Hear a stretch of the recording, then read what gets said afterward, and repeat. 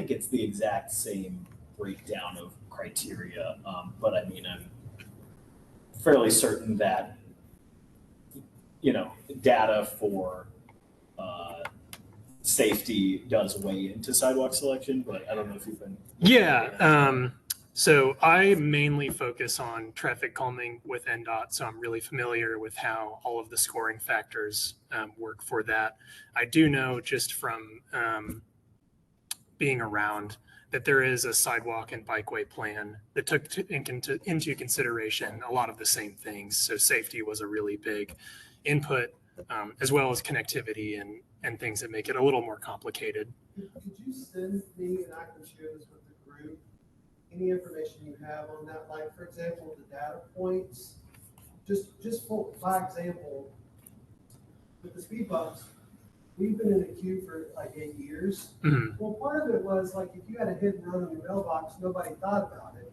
But over the last year or two, we started reporting those things because you didn't know who it was, but it seemed like that bumped us up. Having that information to know that, and similarly, I wonder if there's reporting measures that would benefit everyone in our neighborhood association, all the streets, to know like that kind of criteria, so they can, in general, advocate for themselves better. We could, maybe if y'all could, we don't have to get into it now, but I thought this might be relevant for everyone. If y'all could send me that information, we'll share it with folks. Yeah, absolutely. Maybe what we do is just kind of skip to the prioritization slide and cover that that piece. I'll let you take over. Yeah, absolutely. So, I mean, here's how it breaks down. By the way, my name's Chris Augustinos. I work with NDOT. And actually, speaking of Hub, starting this week, all the Hub requests for East Nashville come to me. So, hopefully I'll be able to kind of build sort of a relationship with y'all. But yeah, I'll be doing my best to kind of make sure we get as much done as we can. But, I apologize in advance. We can't do everything, but we're doing our best. So this is kind of the tool that we use when it comes to traffic calming. So as you can see, speed is a huge component of it, as we'll talk about regarding kind of why we do traffic calming in the first place. As we heard in the initial complaint about Dozier, it is sort of one of those streets that I guess people really race down. And then, as you see, it breaks down into volume. User injury obviously is a significant portion of it. And then kind of trip destinations. I actually, at this point, I did start fairly recently. I'm not exactly sure how destinations break down into it. That's something I'll be continuing to learn. Yeah, I can interject. So that 5%, that is how close is that street to parks and to schools. So it's kind of the simple, even apples to apples way that we can make sure we're accounting for things that really do draw people to walk on roads and help make sure that the right ones make their way to the top. So I might flip back a couple slides here and just kind of start from the top. But yeah, I mean, essentially traffic calming is, a set of methods aimed at reducing speeds on roads. Several neighborhoods lately have seen significant increases in speeding. And we have a few reasons for doing this and a few different methods. Obviously, our main priority is trick-or-treating, enabling, the best block parties we can. So kind of in our tool belt is enforcement, education, and engineering. And, we feel strongly about that. I feel often drivers are going to drive the way the road is designed, whether or not you tell them a certain speed or another. So often taking physical actions to change the design of the road can go a long way past just like ratcheting down a speed limit on a road that seems like, I've got plenty of visibility. I can just race down this thing. So, and David's going to get into later what those design changes are and kind of how that might pan out for Dozier. But, speed is a huge factor in safety. And, it is kind of staggering just how significant even a 10-mile-per-hour difference makes in whether or not you're going to survive being hit by a car. So it's something we're really sensitive to and something that we're trying to roll out. We get so many requests and applications. As you see, we get hundreds and we can only do so many at a time. So it's, there are a lot of decisions that need to be made. Going back to, actually, as a brief aside, as you mentioned, Hub Nashville is kind of our main tool for getting these requests, whether it's speed calming or really anything else that you think can be improved in Nashville. And again, I'm kind of your guy for that. So anything that you notice that needs improvement. Again, we do have limited resources. Unfortunately, we can't fix everything, but anything that you bring up, I'm really trying to buckle down on keeping track of everything that's going on, any common themes we're seeing, trying to identify those trends and how we can best deal with them. So we really appreciate your participation. And we hope we can work together on making our neighborhoods safer and more walkable and more block partyable. So again, going back to, this is our prioritization kind of criteria. Do you have any questions so far on any of this, whether it's, yes? 85%, is that Dozier's 85%, or what are those percentages? What's the label on those? Oh, sorry. So when you're looking at design speeds versus the speeds that people are traveling, actually, do you have a better way of articulating that? So the 85th percentile speed is like a number of miles per hour. And all it means is 15% of the people measured were going faster than that, and 85% of people were going slower. So it's a little bit better than an average because it sort of accounts for those who are really on the higher end of the scale, and we sort of want to know about that as a tool to analyze. And is that our street, or is that any street, all streets? Are you referring to the next slide? I've got some data about Dozier that I'll talk about. I just don't understand that. I feel like there's labels missing, but 45% of the vehicular speeds goes into. Oh, yeah. Oh, let me okay. kind of explain the pie chart a little bit. So each of these factors is like a score. I think we score out of 100. okay. But essentially they're weighted such that the things that really cause danger, vehicle speeds and volume, Got it. Okay. we take those into account much more seriously. Any other questions so far? Can you send this, can you email this to me that I can share with the neighborhood, particularly? Yeah. So a little bit about the meeting itself. We are streaming it on WebEx and we're recording that meeting. So it'll be posted to NDOT's YouTube page. That way people can see the slides and all of our commentary, questions and answers. We're also happy to send the PDF of the slides alone to, I think I've got your email address, so you'll be able to distribute it as well. So with that, I'll hand it over to David. He's going to talk a little bit more about the specifics of what's going on with Dozier, but Yeah, and I think I forgot to introduce myself at the beginning of this. My name is David Greaves. I'm an engineer. I work for a firm called Kimley Horn. I spend all my time helping NDOT with their traffic calming program.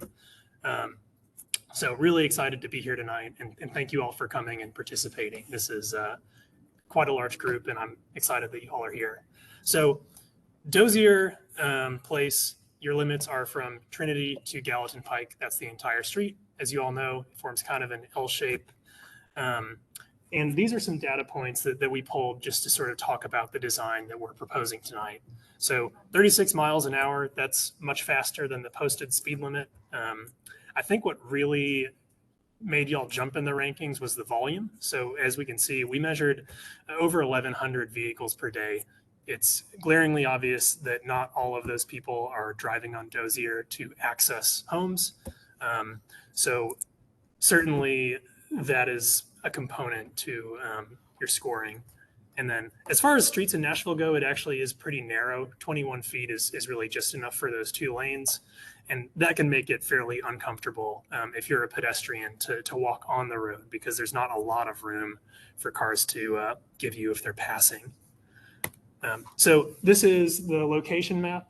This is a screenshot from NDOT's traffic calming tracker. So essentially a tool online, I believe it's TrafficCalming.Nashville.gov. That'll show you every street in the city that's applied. Those are in purple, been selected. Those are in green. So you've been selected. That's why you're in green. And then blue is installed. So if anyone is curious to see, hey, where can I check out some traffic calming that's been done already? You can look for streets that are showing up in blue, and you'll be able to sort of see in real life, what we're proposing to do here. So I'm now going to kind of talk about the tools in our toolbox. Some of these are available for Dozier. Some of them don't quite make as much sense in this particular context, but we'll sort of review them anyway.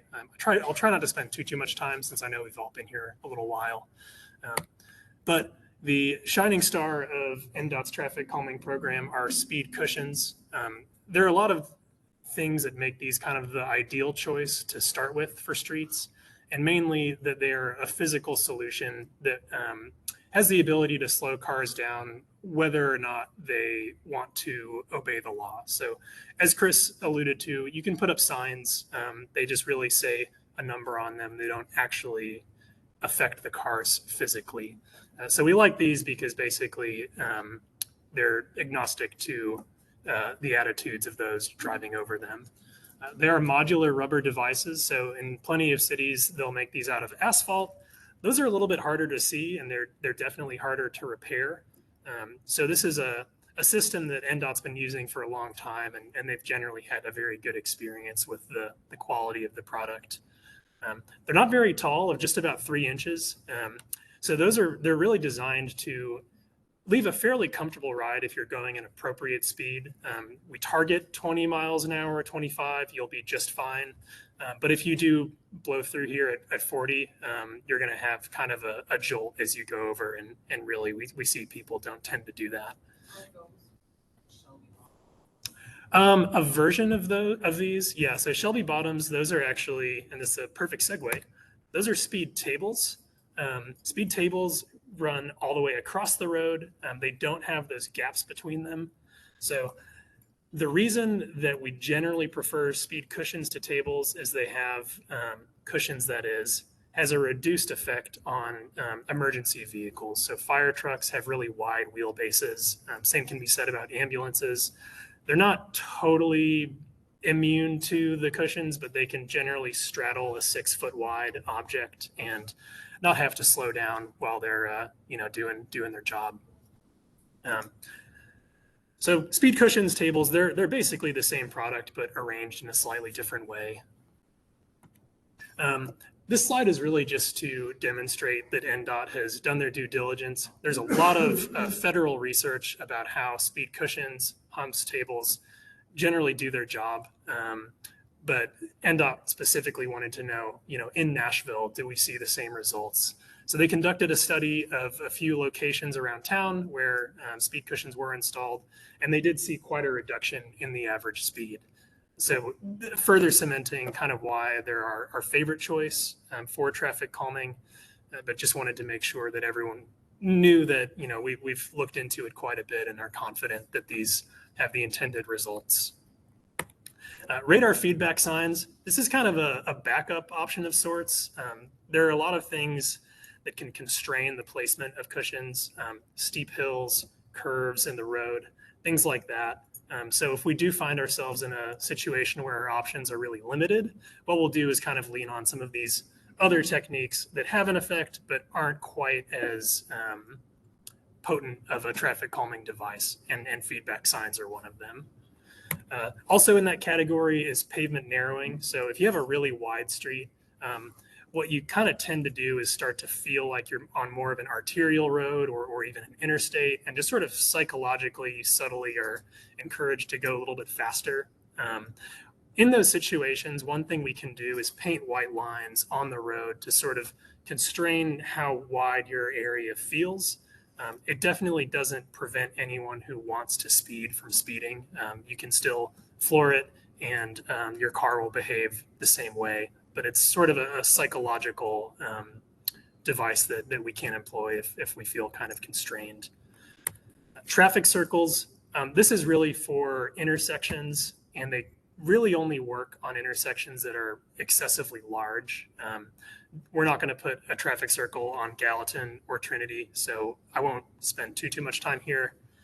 And then finally, we have bulb outs and chicanes. So these are another method to kind of take pavement that is being used for, car space and tighten it up a little bit so that you have to be a little more diligent when you're maneuvering around things rather than just, going as fast as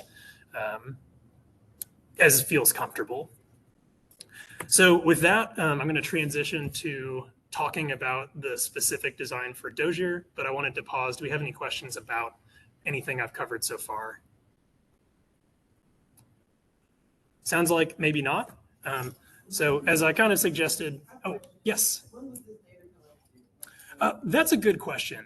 It would have been within the 6 months after the application was submitted. I actually don't have that date. So 8 years ago? it probably wasn't 8 years ago. Oh, we resubmitted. Oh, great. Yeah. So resubmitting was probably huge. But yeah, essentially what we do, we take all of the new applications, analyze if we think that the existing data is sufficient. Most of the time we'll want to go out and recheck. A lot of times conditions change, so we like to have up-to-date data. If a street is in the program, like on the waiting list for a few years, we'll evaluate, like, does this really need to stay here? Often we'll get like a cul-de-sac that just will never have enough volume to push it into the top. But Dozier Place has been selected, so we will be doing a project of some sort. So there's nothing to worry about like getting removed from the program at this point. Yes. Say a project of some sort, does that mean Yeah. we're going to get the speed cushions, or there's possibility that something else may be done? Because right now we have the 25-mile-an-hour signs. Right. They've been down there since 2015. Yes. Why don't we put a pin in that? I've got a slide that's after this one that sort of outlines the whole process, ifs, thens, covers the balloting, stuff like that. So on Dozier Place, it's pretty obvious that most of the traffic that you all are receiving is because people are coming from Trinity, want to go south on Gallatin, and it's a little more convenient to cut through on Dozier than wait at the light. We have a few other neighborhoods in the program that are like that, and while we can't cut off access to Dozier, that's not really something that traffic calming considers, and it is something that NDOT doesn't really like to do under most circumstances. What we can do is make it a little less appealing to drive on if you are just using it on your commute or as a cut through to save time. So the design I've done for this is kind of the maximum number of speed cushions that we can comfortably fit in. I think that's appropriate in this case. Basically, it's not a very long street, so even if you're in the very center of Dozier Place, the maximum you're going to run into on your way out is 2 cushions, and that's really not too bad in the grand scheme of these projects. And you'll see the spacing is a little weird, a little uneven. Essentially, that is because you have some hills on Dozier, and there were a few areas that were just a little too steep for us to place cushions there. So what we're looking at now, this is kind of like the best case scenario from a speed reduction point of view. And I'm happy to take any questions about what we've done or other feedback. Cool. No questions? Great. Well, let's move on to our timeline. So this is what I was alluding to earlier. Basically, this is a flow chart for the program. So as we covered, this all starts with an application. I think it takes 4 people on a street to fill out a form, send it into NDOT during an application period twice per year. We then collect all of the data, analyze it, do a lot of GIS work to kind of score these against all of the factors we covered earlier. Dozier was one of the ones on the top of the list, which is an indication that something really ought to be done here. In the red circle, neighborhood meeting, that's what we're doing right now.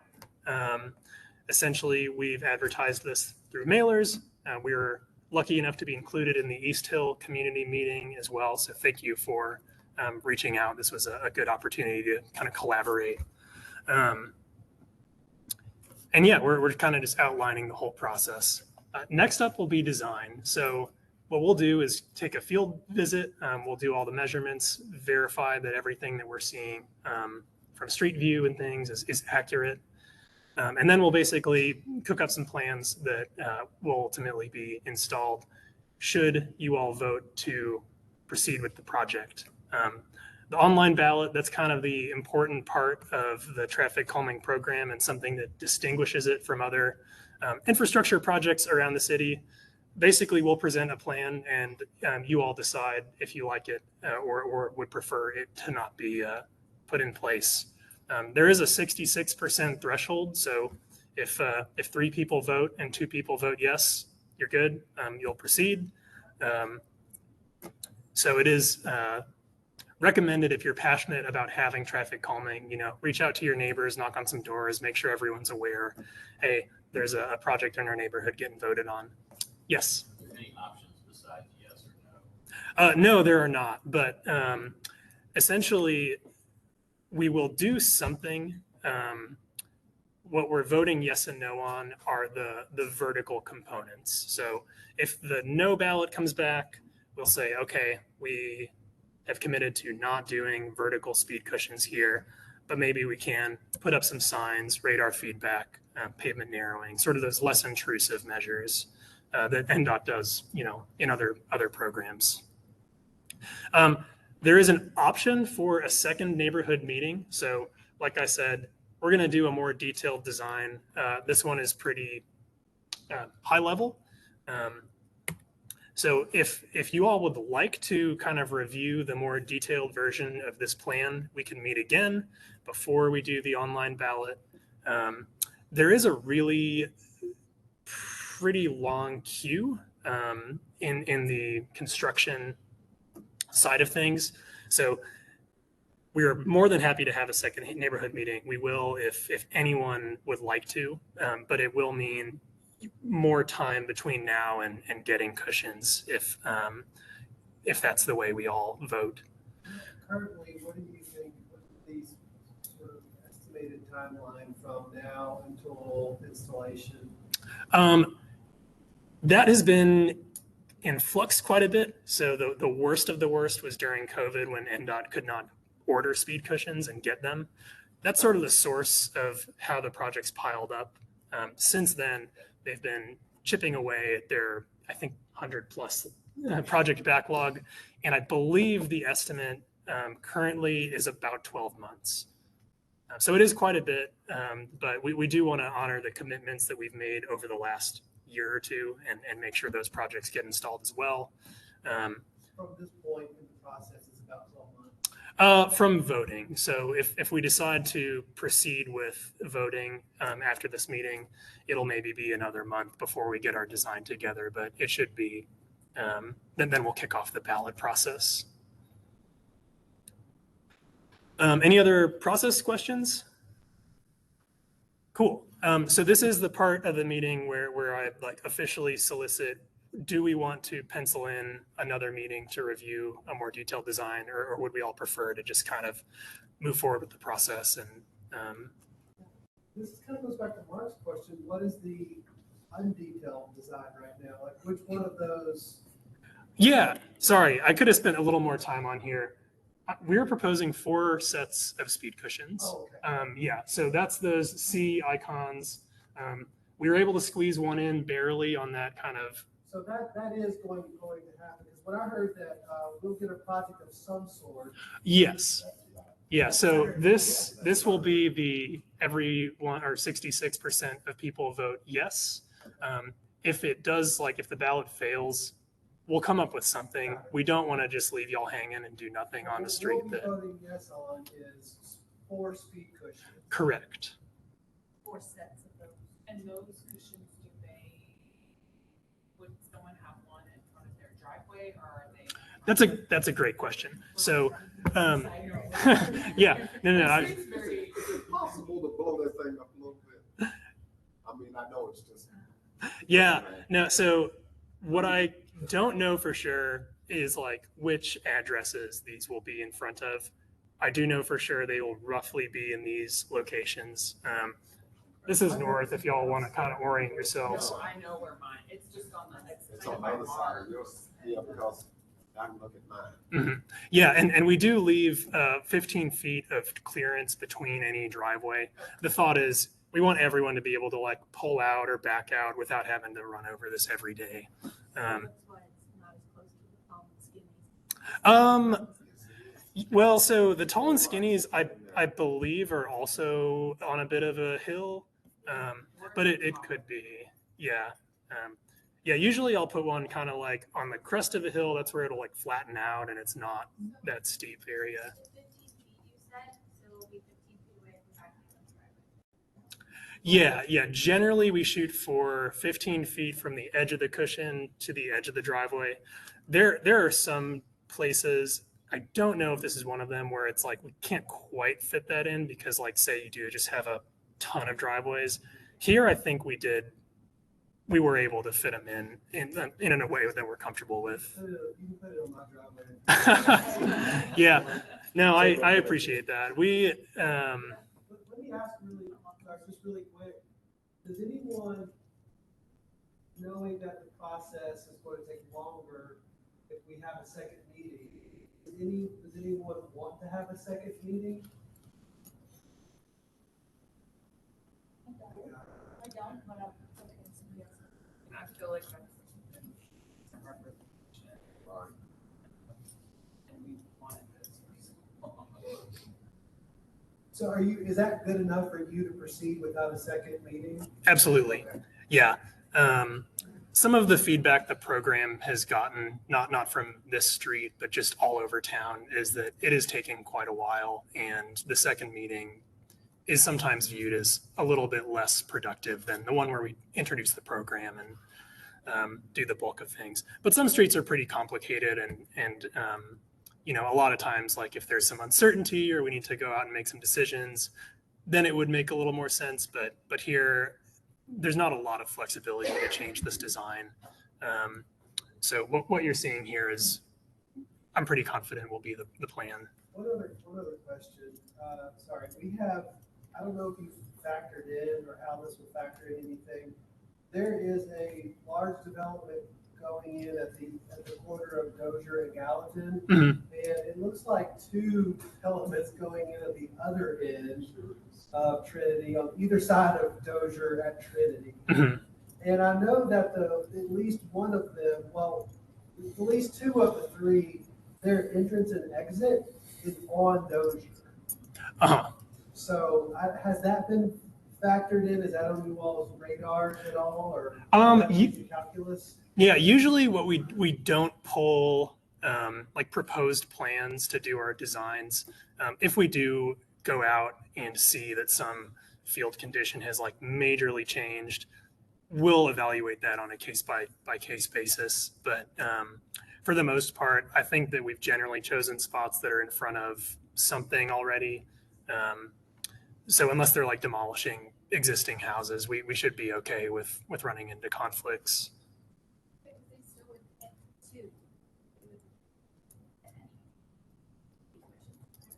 Yeah, the one on Gallatin wouldn't be affected because it's.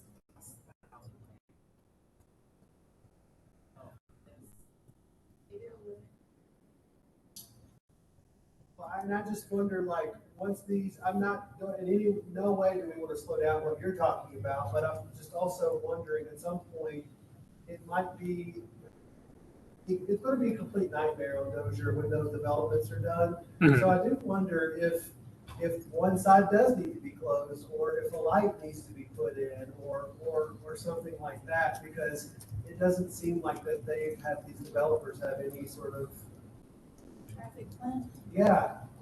I think that's a conversation we have to have with Sean. first. Yeah, I mean, it's We- just like we have- Trinity and all of Trinity with the development up there. I mean, It's hard to get out now. If we were to ever get a traffic light or to get the street dead ended or whatever, there's no way it could happen without Parker's support. So he would have to be our point person. Yeah, I'll second that. This program is really to slow down cars. We try not to do things that are going to like majorly affect traffic patterns, because what we don't want to do is a full-fledged like engineering traffic study for every one of these. But that is interesting, and yeah, I'll be curious to see when those developments go in, if these cushions have the intended effect. Any other questions on the plan or the process here? It sounds like we're comfortable with moving into balloting. So what I'll do is spend a few minutes sort of talking about the weeds and the fine points of that. But basically, to start, how we do it is the same way we announce these meetings. We're going to put together postcards. They look like that, and mail them to everyone's mailbox. We used Metro Nashville's mailing list generating tool. So essentially what that does is output the address of whoever owns a given parcel of land. Most often that's the person who's living in the house. But a lot of times, we have people who rent or condos, things like that. So that is just to make sure that everyone is aware, like if you are renting, the postcard will go to whoever owns your building. And if you feel strongly about it, by all means, contact them, let them know it's coming. That's just sort of a constraint with the tools we have. But that is how we will reach everyone. We did recently decide to allow churches and schools to vote. They're obviously very affected by speeding the same way residents are. You don't have any schools on this. I think we're churches, if I'm not mistaken. Businesses are excluded. So the properties that are on Gallatin Pike, I think it's a car wash, and then I believe I heard the other one was vacant. We won't include those. Not that I would expect them to vote anyway, but that's that. And then, like we've kind of already covered, you get to vote yes or no on the plan that is produced. You'll be able to view the final design online when you get the link to the ballot. So if you do have any questions, you'll see a more detailed version, exactly where these cushions are going down to the foot, what they look like, all that. And then, like I mentioned earlier, it's 66% of the respondents. So you don't need 2/3 of everyone who lives on Dozier to vote yes. It's only the people who submit a vote. If the 66% threshold is met, we'll move forward with the project. It's open for 6 weeks. So as soon as we send out the postcards, we usually give like a few days buffer for the mail to actually get there. And then we'll end on whatever Friday is like 6 weeks in the future. So you have plenty of time to go vote, plenty of time to reach out to your friends and neighbors, make sure they vote as well. And they also will have a unique ID code. So essentially, you'll take your postcard, look at what the code says, put it in, and that's how we know that you're you and not like, the car wash voting no 10 times, something like that. Which astonishingly has happened before. So unfortunately, there's a reason for all of these policies. Any other questions about the balloting, what we've covered? Sounds like not. Y'all generally get it. Any questions about anything else? Yes. Lincoln Tech. Yep. That development. Have you guys had a great conversation in NDOT at all about what's going to happen there? There 100% has. I don't know anything about it. Yeah, I believe there have probably been some zoning hearings in the past. Well, not just that, but likelihood it's going to get approved. 2,000 people moving in. Oh, I see. No, I truly have no idea. Honestly, if they're in the permitting stage, that's probably a question mark for everyone involved. Is there any preventative, like preliminary stuff that they won't have to work with permitting, or is that just kind of a, like, it happens as it happens? Oh, yeah. So Nashville has a pretty robust permitting process. They'll have to get sign-offs from everyone from planning to NDOT, Metro Water Services. There are a lot of eyes that will go on developments of that size. Yes. I believe March. So that would be, March of 2024. The fall window, I think, was the first couple weeks of September. So yeah, by all means, if you know anyone who doesn't like the speeding in their neighborhood, doesn't really know what to do, please refer them to the traffic calming program. We have a fairly overwhelming number of applications, but we have a way to sort through them and make sure that streets that we know have speeding going on, we can do something about it. Believe, but I'm really, really grateful. Thank you guys for filling out the application. Yeah, thank you so much for coming. Yeah, this is a QR code to NDOT's website for traffic calming. It'll be on the slides. And yeah, I don't have much else unless there's more questions or topics of discussion. Great, thank you so much.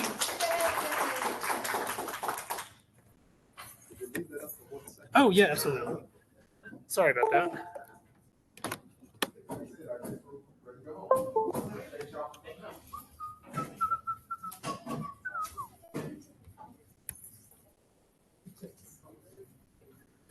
And there was no comments in the chat. Oh, dude, I know. There was those two guys that were waiting throughout the whole meeting, and then they left after 30 minutes. I saw that.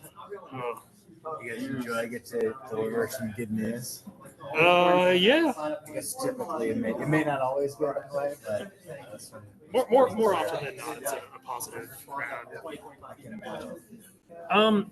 It's not working out, but I've got it on my computer. If you want to just. See the numbers that you had 85% Oh, percentile. yeah, definitely. Do you mind if I pause our recording really quick? Go ahead. Thanks. Yeah, I can.